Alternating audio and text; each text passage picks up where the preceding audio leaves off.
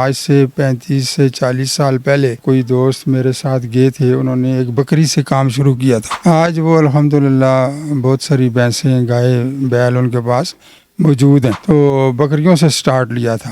چیز جو ہے وہ اپنا آپ کا تجربہ، آپ کی اپنی محنت، آپ کا جانوروں کو سمجھنا، ان کی دیکھ بھال، ان کی بیماریاں، ان کی خوراک، یہ معلومات بھی ہونی چاہیے اور آپ خود کام بھی کر سکتے ہوں، تو پھر تو آپ کامیاب ہیں۔ اگر یہ چیزیں نہیں ہیں آپ کے پیسے کی بل بوتے پہ، تو یہ کروڑوں بھی بہت زبردست بات آپ نے کی ہے۔ میں نے تقریباً 1 سال انڈیا کو سرچ کیا ہے کہ میں سوچ رہا تھا اتنا غریب ملک ایک بچہ روڈ پہ پیدا ہوتا ہے اور بوڑھا ہو کے مر جاتا ہے، اس کو گھر نصیب نہیں ہوتا، تو وہ زراعت میں کیوں اتنے آگے ہیں؟ السلام علیکم، آپ دیکھ رہے ہیں ڈیجیٹل انداز اور میں ہوں آپ کا میزبان ارمان علی۔ آپ تمام دیکھنے والوں کو خوش آمدید۔ ناظرین گرامی، آپ لوگوں کی پرزور فرمائش پہ کہ کیٹل فارم پر ویڈیو بنائی جائے اور کیٹل فارم کے بارے میں بتایا جائے کہ کیٹل فارم جو ہے وہ کس طرح رن کیا جاتا ہے، کتنے سے یہ بزنس شروع ہو سکتا ہے، اور گایوں کا جو فارم ہے یہ کتنا مفید ہے پاکستان میں، ان کی خوراک کیا ہوتی ہے، ان کی جو دودھ کی پیداوار ہے وہ کیسی ہوتی ہے، تمام تر سوالات کے جوابات جاننے کے لیے ہم ہری پور میں ملک رحمت خان صاحب کے ساتھ موجود ہیں، ان سے ان تمام تر سوالات کے جوابات بھی جانتے ہیں۔ السلام علیکم۔ وعلیکم السلام ورحمۃ اللہ، بہت شکریہ۔ ماشاءاللہ اس دفعہ ہمارے پاس نئی ورائٹی موجود ہے،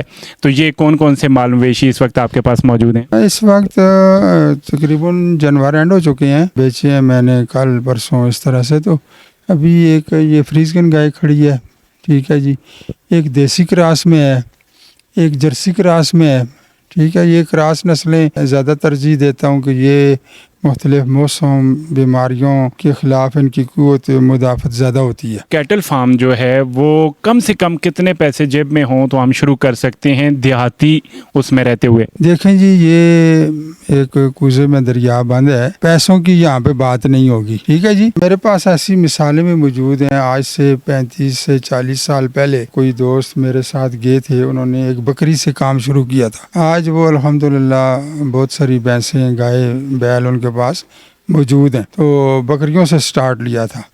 یہاں پہ چیز جو ہے وہ اپنا آپ کا تجربہ، آپ کی اپنی محنت، آپ کا جانوروں کو سمجھنا، ان کی دیکھ بھال، ان کی بیماریاں، ان کی خوراک، یہ معلومات بھی ہونی چاہیے اور آپ خود کام بھی کر سکتے ہوں، تو پھر تو آپ کامیاب ہیں۔ اگر یہ چیزیں نہیں ہیں آپ کے پیسے کی بل بوتے پہ، تو یہ کروڑوں بھی بہت کم ہے، کوئی بھی آپ کو کر کے نہیں دے گا۔ اس کام میں یہ ہے کہ ملازم بھی جو لوگ رکھتے ہیں وہ خود سمجھتے ہیں تو ملازم کامیاب ہے۔ نہیں تو ہمارے یہاں پہ سرحد اسمبلی کے اسپیکر صاحب ہیں، انہوں نے کروڑوں روپے لگا کے تو ایک فارم بنایا تھا، تو آخر ایک دن ان کے 10-15 ملازم ایک دم سے چلے گئے، تو ساتھ ہی دیہات میں مسجدوں میں اعلان ہوئے تھے کہ جی فلاں ڈیرے پہ آ جائیں، اس وقت جانوروں کی چوائی کرنی ہے۔ وہ نصف قیمت پہ پھر وہ سیل ہوئے ہیں قصابی حساب سے۔ جیسا کہ آپ نے بتایا کہ تجربہ نہ ہو تو یہ کام جو ایک رسک ہے، کروڑوں بھی ڈوب جاتے ہیں، اور اپنے آپ کو تجربہ ہو، آپ ملازموں پہ منحصر نہ ہوں تو پھر یہ بڑا فائدہ مند کاروبار ہے۔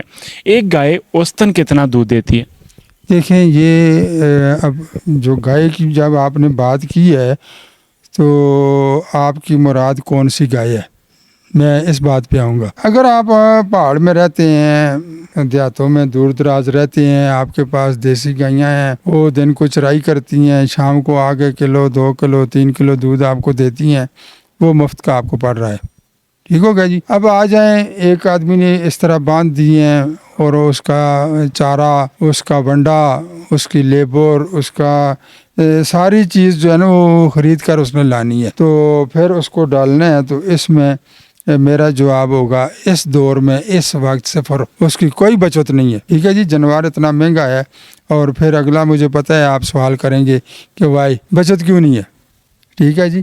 تو اس کی اہم وجہ ہماری کسی بھی گورنمنٹ کی توجہ اس سائڈ پہ نہیں ہے۔ ونڈے اتنے مہنگے ہو گئے ہیں، بھوسا اتنا مہنگا ہو گیا ہے، سبز چارہ 500 سے 550 روپے من اس وقت بھی مل رہا ہے۔ اب مجھے بتائیں، ایک جانور کو ساری چیزیں ڈال کے تو وہ اپنے پاس سے جاتا ہے، جانور بچاتا کچھ نہیں ہے۔ مال مویشی اگر دیہاتی ایریاز میں رہتے ہوئے ہمیں کون سی نسل کے پالنے چاہیے، اور اگر ہم قصبہ ٹائپ میں رہتے ہیں تو کس ٹائپ کے پالنے چاہیے، اور اگر شہر میں رہتے ہیں تو کس ٹائپ کے جو ہے جانور ہمیں رکھنے چاہیے؟ دیکھیں یہ آپ کے پہ ڈیپینڈ کرتا ہے کہ اگر آپ کے پاس چرائی ہے تو دیسی جانور بہترین ہے ہمارے، وہ چرائی بھی کریں گے، وہ آپ کو دودھ بھی دیں گے۔ اس میں سہیوال ہے، چولستانی ہے، ریڈ سندھی ہے، ٹھیک ہے جی، یہ فتح جنگی ہے تو ان کے بچے بھی ملتے ہیں اور مہنگے داموں قربانی پہ سیل ہوتے ہیں، تو یہ چیزیں ہیں۔ لیکن اگر آپ شہر میں ہیں اور آپ کو سارا کچھ جو ہے نا وہ خرید کے لانا پڑتا ہے، پھر اچھی نسل کی فریزگن، جرسی، آسٹریلین، ان گائیوں پہ آپ فوکس کریں کہ یہ 18+ 20+ کم از کم جو دودھ کرتی ہیں وہ آپ کو منافع دیں گی۔ پھر یہ عام نسلیں، ہماری دیسی نسلیں، اگر آپ یہ کہیں کہ ان سے ہم منافع کمائیں گے تو یہ ناممکن ہے۔ لوگ کہتے ہیں کہ جی 20-30 ہزار کی 1-2-3 بچڑیاں لیں، اس سے آپ جو ہے وہ آگے جا کے آنے والے وقتوں میں کروڑوں ارن کر سکتے ہیں۔ یہ معقولہ جو یوٹیوبرز جو خاص کر کے کیٹل فارمز پہ ویڈیوز بناتے ہیں ان کے منہ سے ہم نے سنا ہے، آپ کیا اس پہ کہیں گے کہ یہ ٹھیک ہے یا یہ غلط ہے؟ دیکھیں، اب 20-30 ہزار کا تو یہ وقت نہیں ہے، یہ 2025 چل رہا ہے۔ اس وقت جو بچہ پیدا ہوتا ہے کسی بھی گائے سے تو وہ بھی اتنے پیسوں کا نہیں ملتا اگر اس کی نسل کوئی اچھی ہے تو۔ اب یہ ہے، کم از کم میں یہ کہوں گا کہ آپ اگر قربانی کے لیے مثال کے طور پہ کرنا چاہ رہے ہیں، 2 چیزیں میں آپ کو بتاؤں گا۔ ایک ہے قربانی، کہ قربانی کا جانور ہمیں نقد پیسے دیتا ہے، ٹھیک ہے جی، نیٹ کیش، تو اس کے لیے آپ کو 1 سال سے 1.25 سال کا، مثال کے طور پہ ابھی قربانی گزری ہے تو ابھی اکتوبر سے دسمبر تک آپ اگر خریداری کریں، 1.25 سال سے 1.5 سال کا جانور خریدیں، وہ تقریباً آپ کو 1.25 لاکھ سے 1.5 لاکھ کا ملے گا، صحیح، جس کا کلر بھی اچھا ہو، جس کا قد کاٹ بھی اچھا ہو، جو دیکھنے میں اچھا لگے، تو یہ جانور آپ کو پرافٹ دے گا۔ اگر آپ تھوڑا بہت سمجھتے ہیں اس کی خوراک کو، وہاں سے بھی آپ کو تھوڑی تھوڑی بچت کرنی ہوگی نا، جو سستی چیز بھی ہو، اچھی بھی ہو، جانور کے لیے بھی فائدہ مند ہو، وہ چیز یوز کریں گے تو آپ کا فائدہ ہوگا، تو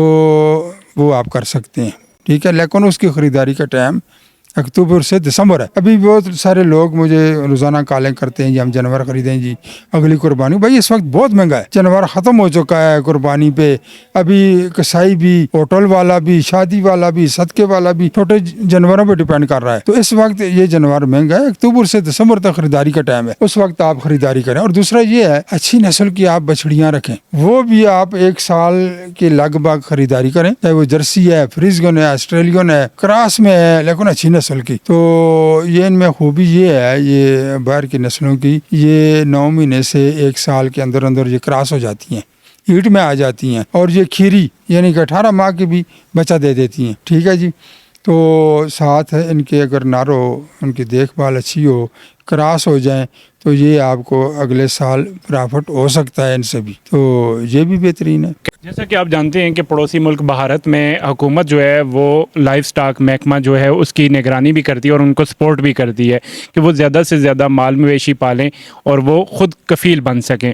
لیکن کیا سمجھتے ہیں کہ پاکستان میں بھی ہماری حکومت کسانوں کو اتنا ریلیف دے رہی ہے، ان کی سپورٹ کر رہی ہے کیٹل فارم رن کرنے کے لیے؟ بہت زبردست بات آپ نے کی ہے۔ میں نے تقریباً 1 سال انڈیا کو سرچ کیا ہے کہ میں سوچ رہا تھا اتنا غریب ملک کے ایک بچہ روڈ پہ پیدا ہوتا ہے اور بوڑھا ہو کے مر جاتا ہے، اس کو گھر نصیب نہیں ہوتا، تو وہ زراعت میں کیوں اتنے آگے ہیں؟ میں ان کو دیکھتا رہا، میں اس نتیجے پہ پہنچا کہ گورنمنٹ ہے، مثلا آپ بھی فارمر ہیں، یہ بھی ہیں، میں بھی ہوں، بہت سارے فارمر ہیں، آپ سبزیوں کو لے لیں، باغات کو لے لیں، پھلوں کو لے لیں، دودھ کو لے لیں، وہ سروے کرتے ہیں جی کس کی گائے بھینس زیادہ دودھ کر رہی ہے، کس کے باغ میں زیادہ پھل پیدا ہوا ہے، کس نے ریکارڈ پچھلا توڑا ہے، تو یہ سروے کرتے کرتے پھر باقاعدہ ایک نشست وہ کرتے ہیں، مختلف دیہاتوں کے لوگ جمع کرتے ہیں، اچھا بھائی آپ نے کیا کیا کہ آپ کی گائے نے دودھ زیادہ دیا، یا یہ پھل زیادہ ہوا، یا یہ سبزی زیادہ ہوئی، یا گندم زیادہ ہوئی، تو پھر سارا طریقہ کار سارے لوگوں کے سامنے پھر معمولی سا ایک کپ انعام دے دیتے ہیں، لیکن ایک وہ اپریشیٹ تو کر رہے ہیں نا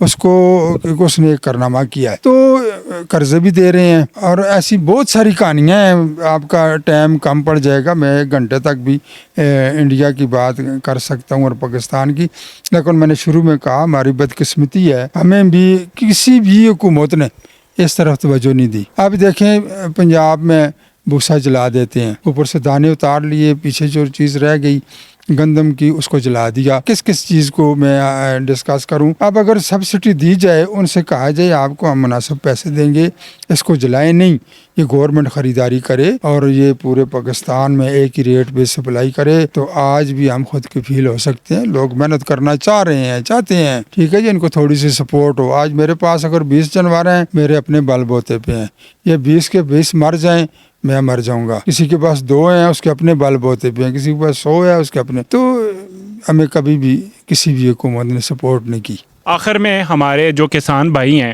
ان کے لیے کیا پیغام دینا چاہیں گے کہ وہ کس طرح خود کفیل ہو سکتے ہیں, اپنی مدد آپ کے تحت وہ کس طرح کامیاب ہو سکتے ہیں؟ ان کو بہت زیادہ محنت کرنی پڑے گی, جانوروں پہ پوری توجہ دینی ہوگی, کسی پہ ڈیپینڈ نہ کریں کہ فلاں آدمی سنبھال کے مجھے دے گا, نہیں, ان کو خود سے کرنا پڑے گا.